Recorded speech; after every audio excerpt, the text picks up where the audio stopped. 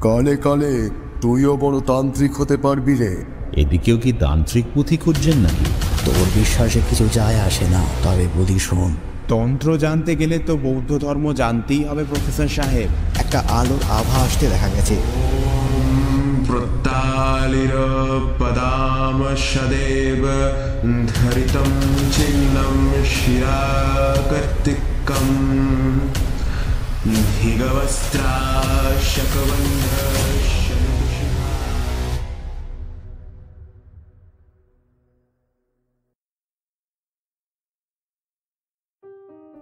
নমস্কার, আমি দেবদাস আর আপনারা শুনছেন রাতের রহস্য রেডিও। আমাদের আজকের নিবেদন আশিস বসু লিখিত গঙ্গাতান্ত্রিকের অলৌকিক গল্পের দ্বিতীয় পর্ব, অতৃপ্ত আত্মা। শ্রোতা বন্ধুদের কথা মাথায় রেখে এই গল্পের কিছু শব্দ আমরা সহজ এবং সরল করে নিয়েছি। গল্পের নামটি আমরা রেখেছি না বলা কথা। আশিস বসু, জন্ম 1957 সালে দক্ষিণ 24 পরগনার সত্যজিৎ রায় খ্যাত পথের পাঁচালী বোরাল গ্রামে। 1980 সালে সিটি কলেজ অফ কমার্স বাণিজ্য বিভাগ থেকে স্নাতক।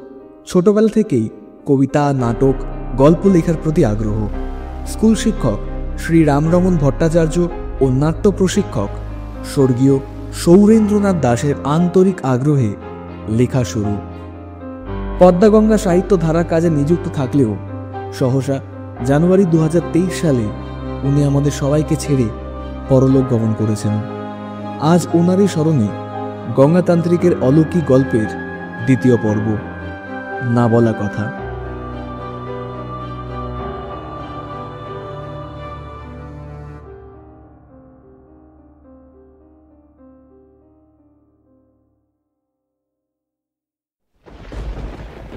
সেদিন সকাল থেকে আকাশের মুখটা ভার। শ্মশানে মরাও আসেনি। সারাদিন শুয়ে বসে থেকে এমনিতেই আলস্য ধরে গেছে। বিকাল থেকেই শুরু হলো প্রকৃতির প্রলয় নাচন। একদিকে ঝড়ের তাণ্ডব, অন্যদিকে বিদ্যুতের ভ্রুকুটি আর বাজের প্রবল শব্দ, সাথে অঝরে বৃষ্টি। সারা এলাকা জুড়ে বিদ্যুৎবিহীন। আলো বলতে শুধু মোমবাতি আর হ্যারিকেন, সব মিলেমিশে একটা ভৌতিক পরিবেশ। এই পরিবেশে ভূতের গল্প শুনতে ইচ্ছে হলো। চেঁচিয়ে ডাকলাম গঙ্গাতান্ত্রিককে। সে ঘরে আসতেই বললাম, দেখো, আজ আর রাত্রে রান্না করতে ইচ্ছা করছে না। আমি চাল, ডাল, আলু, ডিম, তেল, নুন সব দিচ্ছি। তুমি তোমার সেবিকা কালীকে ভালো করে খিচুড়ি রাঁধতে বলো। আমরা সবাই মিলে রাতে তাই খাবো বরঞ্চ। সব শুনে বলল, মন্দ বলিসনি, দাঁড়া কালীকে ডাকি। কালী এসে সব শুনে রাজি হলো। আমার ঘরের পাঁপড়গুলো নিয়ে গেল রাতে জমিয়ে খাওয়া হবে বলে। আর গঙ্গাতান্ত্রিক থেকে গেল আমার ঘরে। আমি বললাম, হয়ে যাক না তোমার গাঁজাখড়ি ভূতের গল্প একটা। হঠাৎ সে গম্ভীর হয়ে গেল। সে বলল, তুই যতই আমাকে নিয়ে ব্যঙ্গ করিস না কেন, আমি জীবনে অনেক কিছু দেখেছি যা তোদের স্বপ্নেরও অতীত। আজ তোকে বলি আমার জীবনে একটা অভিজ্ঞতার কথা। আমি এখন যেমন রক্ত বস্ত্র পরে থাকি, একটা সময় সাদা পাজামা আর সাদা পাঞ্জাবি পরে থাকতাম। তখন আমি যুবক। বাবার অপমৃত্যুর পর মাও বেশি দিন বাঁচল না। আমাদের বাড়িটা কেমন যেন অভিশপ্ত হয়ে গেল। রাতে ভীষণ উপদ্রব শুরু হলো। রান্নাঘরে বাসনপত্র ফেলে দেওয়া, কাপড় কেচে মেলে দিলে ছিঁড়ে দেওয়া, এই সব হতে লাগলো। বুঝলাম তার রাগ এখনো রয়েছে। আমিও আর সেখানে থাকতে সাহস করলাম না। একদিন সেই মহারাজ এসে আমাকে নিয়ে গেল তার সাথে। আমাদের মন্দির আর বাড়ির দায়িত্ব একজন গরিব পুরোহিতের ওপর দিয়ে আমিও ভেসে পড়লাম মহারাজের সাথে।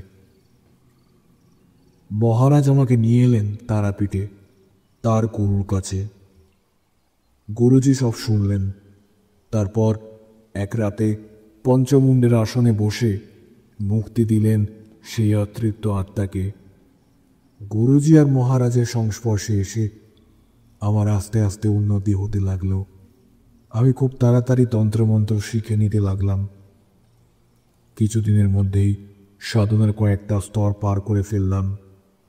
তখন অল্প স্বল্প কিছু প্রক্রিয়া করতে পারতাম। সাধারণ মানুষের মাঝেই ঘুরে বেড়াতাম। একটা চায়ের দোকানে নিয়ম করে আড্ডা মারতাম। যারা আমাকে চিনত তাদের অনেকে আমার কাছে আসতো। একদিন দেখি আমার পরিচিত একজন আরেকজনকে সঙ্গে নিয়ে এলো আমার কাছে। আমি জিজ্ঞাসা করলাম, কি হে, কি সমস্যা? তিনি আমাকে বললেন যে তাদের প্রায় 10 বছর বিয়ে হয়েছে, এখনও কোনো সন্তান হয়নি। আমি বললাম, আমি তো ডাক্তার নই। তিনি বললেন, ডাক্তার যে হাল ছেড়ে দিয়েছে, তাই তিনি আজ আমার চরণে, যদি কিছু করে দেন। আমি বললাম, আমি এসব পারি না, কিন্তু তিনি যে একেবারে নাছোড়বান্দা। শেষে বললাম, দক্ষিণ 24 পরগনায় বারুইপুর বলে একটা জায়গা আছে, সেখানে মা শিবায়ের মন্দির আছে। সামনের শনিবার সকাল 9টার মধ্যে স্নান করে স্বামী স্ত্রী দুজনে যাবেন মন্দিরে পুজো দিতে। পুজোর শেষে মন্দিরের পুরোহিতকে বলবেন সব কথা, তিনি যে বলবেন সেইটাই হবে। ভদ্রলোক চলে গেলেন।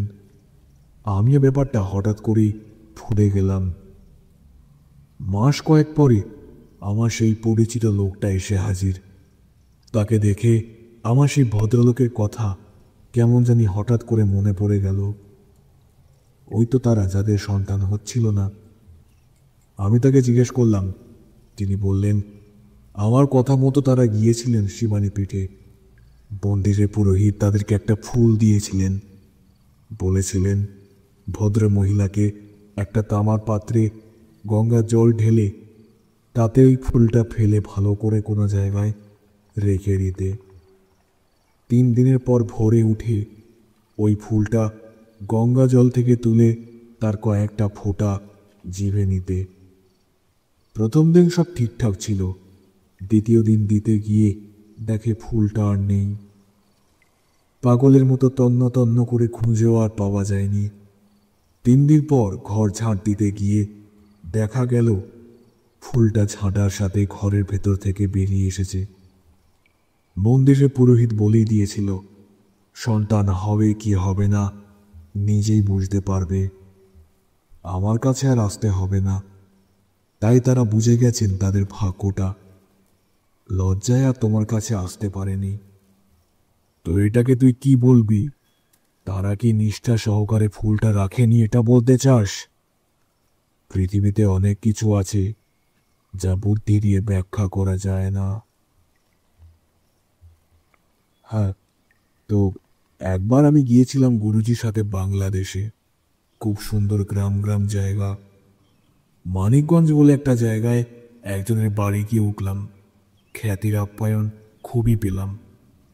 একদিন শুনলাম এখানে বালিয়াটি বলে একটা জায়গা আছে, খুব সুন্দর নাকি সেই জায়গাটা।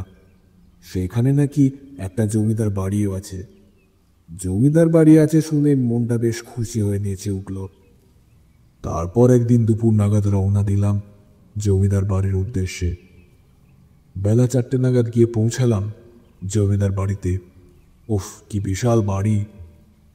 করে দেখতে দেখতে বাড়িটার পেছন দিকে গিয়ে দেখি একটা বড় দিঘি আছে, বেশ অনেকগুলো ঘাট। আমি একটা ঘাটে গিয়ে বসলাম। অনেকক্ষণ ধরে খুব ইচ্ছে হচ্ছিল জলটাকে ছোঁয়ার। আস্তে আস্তে জলের কাছে গিয়ে আঁচলা করে জল তুললাম। ওপর দিকে উঠতে গিয়ে দেখি একটা ভদ্রলোক আমাকে দেখছেন। ভদ্রলোককে বেশ সম্ভ্রান্ত পরিবারের বলেই মনে হলো। বললেন, জমিদার বাড়ি দেখতে এসেছেন, ভালো কথা। এদের সম্পর্কে জানা আছে কিছু? আমি মাথা নাড়লাম। ভদ্রলোক দেখলাম বেশ আলাপি। জিজ্ঞাসা করলেন কোথা থেকে এসেছি। বললাম কলকাতা থেকে। শুনে তিনি বললেন তার 2 ছেলে ভবানীমোহন আর শঙ্করমোহন এখন কলকাতা থাকে। উনি অ্যাড্রেসটাও বললেন, শ্যামবাজার 37B, ভূপেন বোস অ্যাভিনিউ। অবশ্য আমার জেনে কাজ নেই। আমি ঘাটের সিঁড়ির নিচের দিকে একটা ধাপে বসে পড়লাম। তিনি ওপরে ঘাটের বেদিতে বসলেন। তিনি বললেন, শুনুন তবে এই বাড়ির ইতিহাস। আমি সম্মতি জানালাম। অবশ্য আমার এখন কোনো কাজও নেই, তাই গল্প শুনতে অসুবিধা কোথায়? তিনি বললেন, 1893 সাল প্রখ্যাত ধনী গোবিন্দরাম সাহা এই বাড়ি তৈরি করেছিলেন। তিনি ছিলেন নুনের ব্যবসায়ী। এটা 7 মহলা বাড়ি, প্রায় 6 একর জমির উপরে। এই জমিদারির উত্তর দিক দিয়ে বয়ে গেছে গাজীখালী নদী। সেই নদী দিয়ে তিনি নুনের ব্যবসা চালাতেন। গোবিন্দরামের ছেলে হরিমোহন এই বাড়ির কিছুটা বানিয়েছেন। এই বাড়িতে ছিল 200খানা ঘর।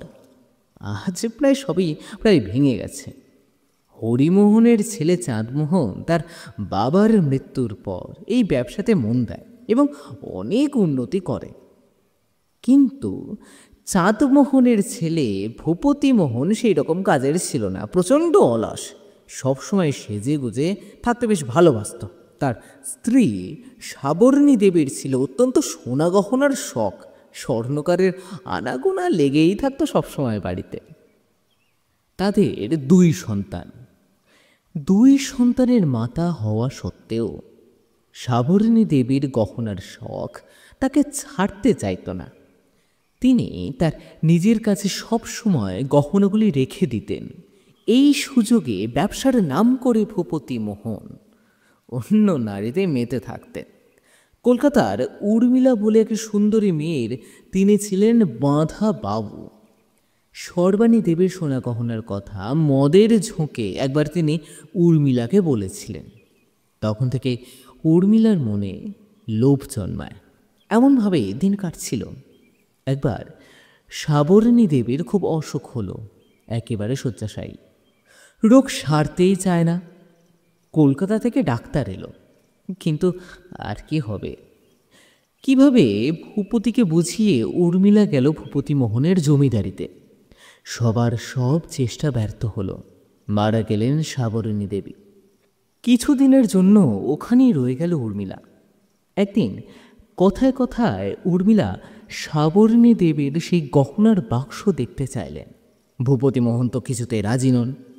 অনেক অনুনয় বিনুনয় করার পর ভূপতি উর্মিলার সামনে খুললেন সেই গহনার বাক্স।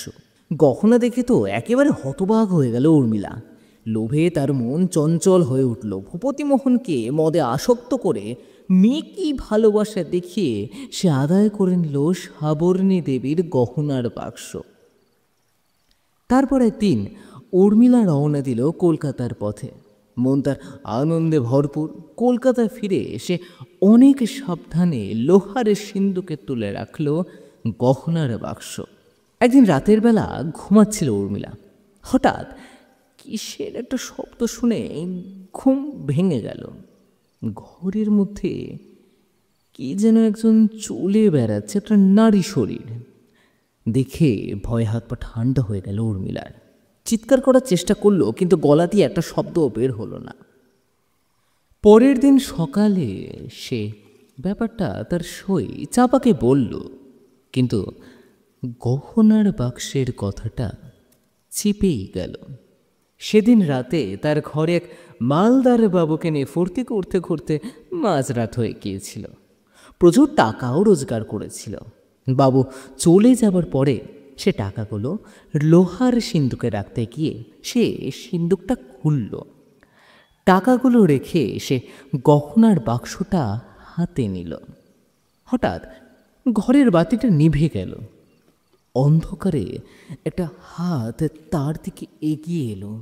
এক ঝটকা তার হাত থেকে গহনার বাক্সটা যেন কেড়ে নিল।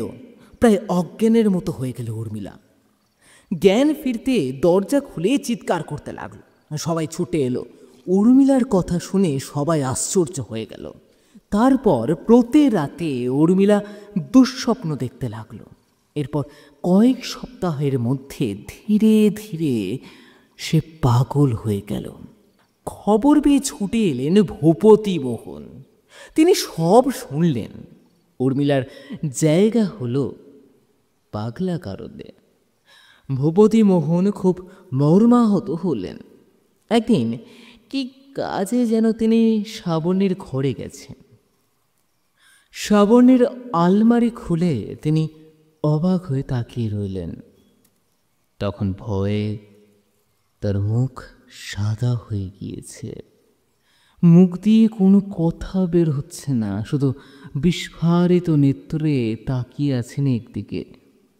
শুধু বিস্ফারিত নেত্রে তাকিয়ে আছেন একদিকে।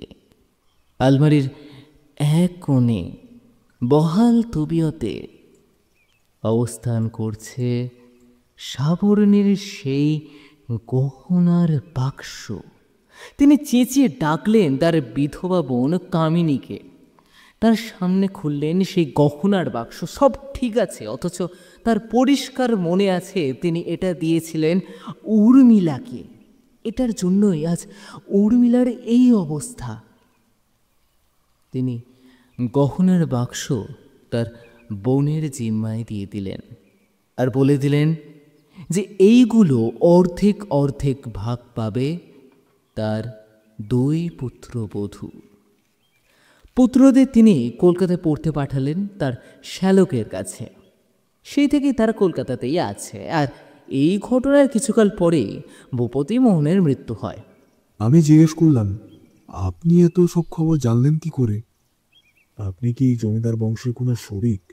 তিনি হাসতে শুরু করলেন, তারপর আবার একটু হেসে বললেন,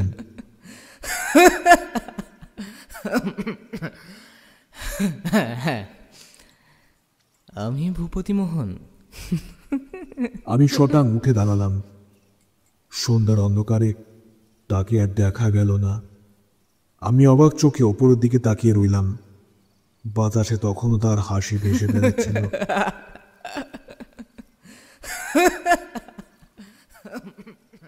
ওই রান্না হয়ে গেছে, খেতে বস। দেখা গেল কালীকে খিচুড়ির হাঁড়ি নিয়ে ঘরের ভেতর ঢুকতে।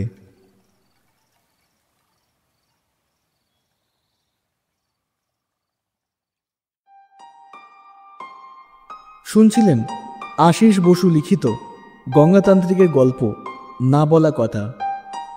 আজকের গল্প পাঠে গল্পের সূত্রধর এবং গঙ্গাতান্ত্রিকের ভূমিকায় আমি দেবদাস ভূঁইয়া, ভূপতি মোহনের ভূমিকায় অঙ্কন শ্রী হালদার এবং কালীর ভূমিকায় দীপশিকা ভূঁইয়া। আজ এরই সাথে শেষ হয়ে গেল রাতের রহস্য রেডিওর আরও একটি নিবেদন। পরের সপ্তাহে রাতের রহস্য রেডিও আরও একটি নতুন গল্প নিয়ে হাজির হবে। ততক্ষণ অবধি শুনতে এবং সাবস্ক্রাইব করতে ভুলবেন না রাতের রহস্য রেডিওকে। ধন্যবাদ, শুভরাত্রি।